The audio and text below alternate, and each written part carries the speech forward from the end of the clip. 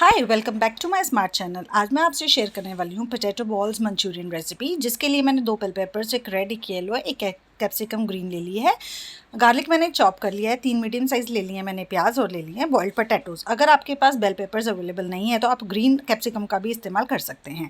इन्हें मैंने बारीक बारीक स्क्वायर शेप में चॉप कर लिया है। देखिए जैसे मैंने चॉप करा है बस ऐसे ही आपको चॉप करना है। प्याज को भी मैंने कट करके स्लाइसेस इसके अलग अलग कर लिए हैं। गार्लिक मैंने ऑलरेडी चॉप करा हुआ है, और जो पोटैटोज़ है पील ऑफ मैंने कर लिया है और इनको कर लिया है मैशर की हेल्प से मैश। इसको बाइंड करने के लिए मैंने इसमें डालनी है तकरीबन 1 बड़ा चम्मच सूजी। बाइंडिंग के लिए जो मैंने सूजी डाली है, इसकी जगह आप मैदे का भी इस्तेमाल कर सकते हैं, कॉर्न स्टार्च का भी इस्तेमाल कर सकते हैं, कॉर्नफ्लावर का भी इस्तेमाल कर सकते हैं। मैंने सूजी डाली है, इसमें डाल दिया मैंने आधा चम्मच के करीब नमक, थोड़ी सी लाल मिर्च इसमें डाल दी है, थोड़ी सी मैंने डाल दी है काली मिर्च, इसमें थोड़ा सा गरम मसाला डालेंगे, और फिर इसमें मैंने कस्तूरी मेथी भी डाली बहुत अच्छे फ्लेवर के लिए। कस्तूरी मेथी के बाद मैंने इसमें इटालियन सीजनिंग डाल दी। यकीन मानिए इनसे फ्लेवर और टेक्सचर बहुत अच्छा आता है। ये सब डालने के बाद अच्छे से हाथ से मैंने इनको कर दिया बाइंड, और मैंने इसका डो रेडी कर लिया। आलू का जब डो रेडी हो जाएगा तो हाथ पे ग्रीसिंग करके आपने पोटैटो बॉल्स रेडी कर लेने हैं। इसमें पानी डालने की ज़रूरत नहीं है। आपको पता है कि जो आलू होते हैं उनमें खुद ही बहुत सारा मॉइस्चर होता है, तो इनमें पानी डालने की बिल्कुल भी ज़रूरत नहीं है। डो आपका बिना पानी डाले ही रेडी हो जाएगा। बस हाथ से इन सबको मिक्स करके हमने डो रेडी कर लिया था, और मैंने ग्रीसिंग करके इसकी बॉल्स रेडी कर ली थी। दूसरी तरफ मैंने कढ़ाई चढ़ाई, जिस पे मैंने डाल दिया था रिफाइंड ऑयल, क्योंकि हमें इन्हें डीप फ्राई करना था। अगर आप डीप फ्राई नहीं करना चाहते पोटैटो बॉल्स को, तो आप इन्हें शैलो फ्राई भी कर सकते हैं, तो या फिर आप इनको जस्ट बॉयल भी कर सकते हैं। जैसे इडली बॉयलर होता है उसमें डाल के आप जस्ट इसको स्टीम भी कर सकते हैं, उसका भी टेक्स्चर बहुत अच्छा आता है। लेकिन मुझे डीप फ्राइड खाने थे तो मैं डीप फ्राई कर रही हूँ इनको। देखिए जैसे मैंने बॉल्स रेडी कर लिया है, बस डो से आपने इसी तरह से बॉल्स रेडी कर लेनी है, और एक एक करके आपने इनको तल लेना है। मैंने जब तले, इतना इसका अच्छा कलर आया। आप इसमें कुछ ना भी डालें तो इसको ऐसे भी चाय के साथ खाएंगे तो यकीन मानिए बहुत टेस्टी लगेंगे। लेकिन मैंने सारे तल के एक साइड पे कर लिए थे।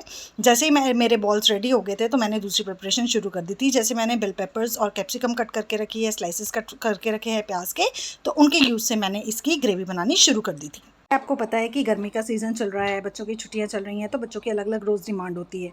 तो जो मैं रेसिपी अपने घर पे बनाती हूँ, मैं सोचती हूँ कि आपसे एक बार शेयर कर लूँ।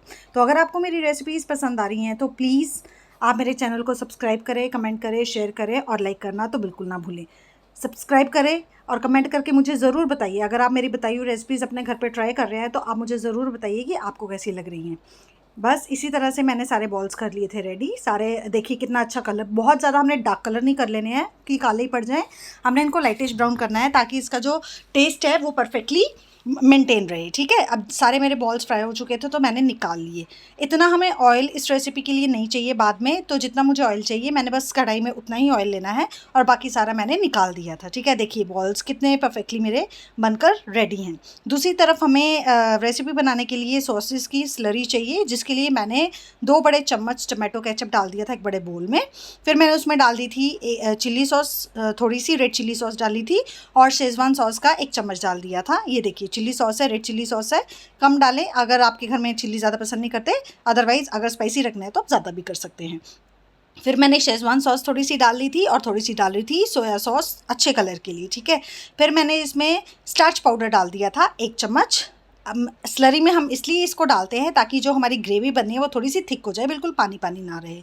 अब मैंने इसमें पानी डाल के इसकी स्लरी रेडी कर रही थी, लिक्विड फॉर्म में इसको बना लिया था। आपने इसको इस वे से हिलाना है कि इसमें कोई लंप ना रह जाए। अगर लंप रह जाएंगे तो वो स्लरी आपकी अच्छी नहीं बनेगी, और जो ग्रेवी है वो उसमें लम्प्स गुठलियाँ रह जाएंगी। तो इसलिए इसको इस तरह से हिलाएं ताकि इसमें कोई भी लंप ना रहे, गुठली ना रहे, बिल्कुल इसको लिक्विड फॉर्म में आपने कर देना है। अब जैसे कि मैंने आपको बताया कि इतना रिफाइंड हमें नहीं चाहिए, तो मैंने निकाल दिया। जितना मुझे चाहिए था मैंने उतना ही कढ़ाई में रखा। अब मैंने सबसे पहले येलो वाली बेल पेपर डाली, फिर रेड वाली डाली, और फिर मैंने ग्रीन कैप्सिकम डाली।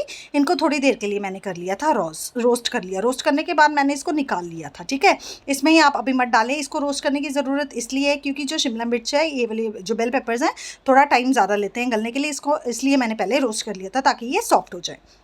हमें बिल्कुल गली हुई सब्जियां इसमें नहीं चाहिए, खड़ी खड़ी सब्जियां चाहिए। ठीक है, अब मैंने इनको रोस्ट करके निकाल लिया था, और फिर मैंने जो प्याज के स्लाइसेस कट करे हुए हैं और जो मैंने गार्लिक कट करा हुआ है उसको डालना है। ठीक है, इसको पहले हम निकाल लेंगे अच्छे से। अगर आप इसमें कोई और सब्ज़ी डालना चाहते हो तो आपकी चॉइस, आप डाल सकते हैं, लेकिन इनसे ही बहुत अच्छी रेसिपी ये बन जाती है। देखिए जिस तरह से मैंने इनको सेपरेट कर लिया ऑयल में से, फिर आपने भी ऐसे ही कर लेना, बट इसमें एक्स्ट्रा ऑयल हमने नहीं डालना। अब जितना ऑयल रह गया है उसमें मैंने सबसे पहले गार्लिक डाल दिया था। गार्लिक को हल्का लाइट ब्राउन होने तक आपको पकाना है, बिल्कुल काला नहीं कर लेना, ताकि जो गार्लिक का कच्चापन है वो ख़त्म हो जाए।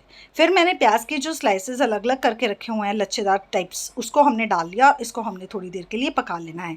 हमने बिल्कुल इसको ट्रांसपेरेंट नहीं करना, थोड़ा सा इसका हल्का सा कलर चेंज हो जाए, बस उतना ही प्याज को पकाना है, बहुत ज़्यादा सॉफ्ट नहीं कर लेना। आपको पता है प्याज जल्दी पक जाते हैं, बस इसको ऐसे ही हिलाते रहना है हमने। तो फिर उसके बाद मैंने इसमें डाल दिया था आधा चम्मच नमक, आधे से कम ही डाला था क्योंकि ऑलरेडी सॉसेस में नमक है जो मैंने मिक्स करी हुई है, और मैंने पहले भी बॉल्स में भी नमक डाला था। फिर इसमें मैंने डाल दी है लाल मिर्च भी डाली, गरम मसाला भी डाला थोड़ा सा, और डाल दी काली मिर्च। इन सबको अच्छे से कर लेना है मिक्स, और थोड़ी देर के लिए हमने इनको कर लेना है फ्राई, इसको पका लेना है। ठीक है, जैसे आपको लगे कि प्याज ने हल्का सा अपना कलर चेंज कर लिया है, तो जो मैंने रोस्ट करी है ना शिमला मिर्च वगैरह सब पेपर्स, वो हमने इसमें डाल देने हैं। इनको हिला के भी कर लेंगे मिक्स अच्छे से, थोड़ी देर के लिए पका लेंगे, लो फ्लेम पे पका लेंगे इनको, ताकि जो अच्छे से इनका जो टेक्सचर है वो चेंज हो जाए, ज़्यादा कच्ची भी ना रहे और बहुत ज़्यादा सॉफ्ट भी ना हो जाए। ठीक है, उतनी रखनी है जितनी खड़ी खड़ी रहें। अब देखिए मुझे लग रहा था जैसे मेरी रेडी हो चुकी हैं। अब जो स्लरी है मैंने रेडी करके रखी हुई है सॉसेस की, वो मैंने इसमें मिक्स कर दी है।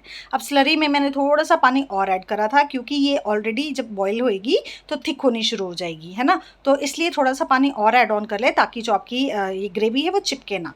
मैंने थोड़ा सा पानी ऐड करा इन बिटवीन, और फिर इसको हिलाया। देखिए कितना अच्छा कलर और टेक्स्चर लग रहा है, और जो ग्रेवी है बिल्कुल परफेक्ट टेक्स्चर की बनी है, थिक है ना, बिल्कुल पानी पानी भी अच्छी नहीं लगती, इसलिए हम इसमें स्टार्च पाउडर डालते हैं। फिर मैंने जो बॉल्स फ्राई करके रखे हुए हैं वो मैंने बारी बारी करके डालना शुरू करा। बस आपको भी इसी तरह से सब कुछ मिक्स कर लेना है। फिर हमने इसको हिलाकर तेज आंच पे 2 मिनट के लिए पका लेना है, और आपकी रेसिपी जो है वो खाने के लिए हो जाएगी तैयार।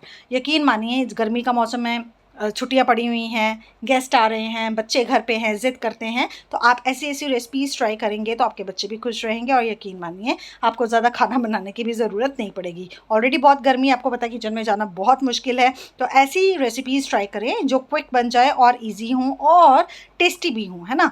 तो अगर आपको मेरी रेसिपीज़ गाइस पसंद आ रही हैं तो मेरे चैनल को सब्सक्राइब करें, कमेंट करें, शेयर करें और लाइक करें। देखिए मेरी रेसिपी है बिल्कुल तैयार, आप भी ज़रूर घर पे ट्राई करिए, और मुझे कमेंट सेक्शन में ज़रूर बताइएगा कि आपकी ये रेसिपी कैसी बनी और आपके घर वालों को ये पसंद कैसी आई, बच्चों ने पसंद करी या नहीं करी। यकीन मानिए आपके बच्चे इसको उंगलियां चाट चाट कर खाएंगे, और आपको ज़्यादा एफर्ट्स करने की भी ज़रूरत नहीं पड़ेगी।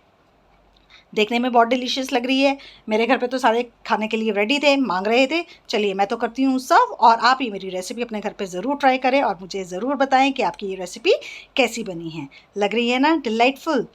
यकीन मानिए टेस्ट में भी ये उतनी ही अच्छी है।